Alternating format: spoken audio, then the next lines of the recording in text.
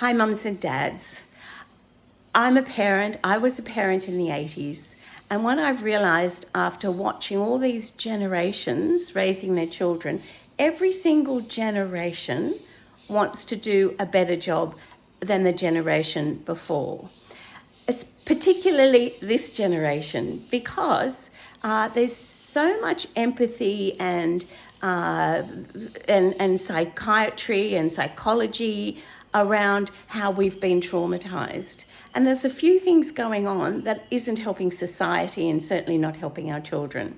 So some of the basics of parenting are necessary to raise kids and have been since the beginning of time. So your parents had all the energy from the families that came before them and the women's wisdom that came before your mum, before her mum, and they all are in your DNA, and they're all in this energetic field to help you raise your children. But somehow we've decided that gentle parenting or child-led parenting is the way to go, that we don't need our parents interjecting and telling us what's going wrong or what we do. But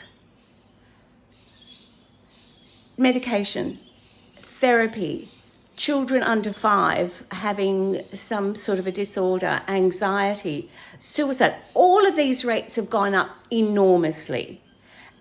So something's not right, something's not going wrong. I want to help you to understand how to get like nature, with balance in all things, because that's what children love. They want to know there's a leader who loves them, who's got their back covered, who's got their best interest at heart, but knows what they're doing, giving them some instructions so that they can live as a team working together and things go smoothly. If there's too much rain, the plants die. If there's too much sun, the plants die. So if there's too much discipline, the children are unhappy. If there's too much compassion and worry and concern about children's feelings, they do not flourish. So our job is to parent and help them to grow up and be strong. And we're never going to learn as much as we learn as a parent. We're growing and learning all the time. It's like the best job in the world. It wasn't always like this for me. I had to work. Sometimes I had 3 jobs. I had 3 small children. My husband and I divorced. We lost the business. Everything fell apart. And I had to somehow provide for them, care for them, and make sure that they were growing up to be the best version of themselves. That's all any mother ever wanted. But before that happened, I'd be crying every day driving to work, leaving my baby with somebody I hardly knew called a nanny, but I don't know, her history, her background, and then she'd leave and then another one would come, and that's the saddest thing for a mum to have to do that. But if our children are being left with other people, we need to be 100% focused on them when we're with them. When they get home from school, when they get home from daycare, whatever, 100% focus. We've got to put our phones down.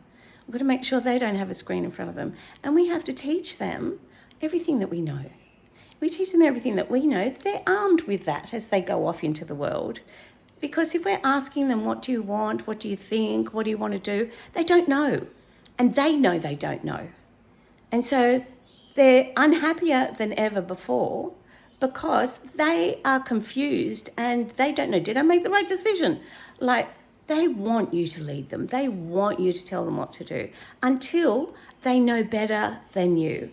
They want to work with you as a team in your family. So I can show you how to do that. I've written a book called Who Put the Kids in Charge? And if you send me an email, I'll send you a copy of that.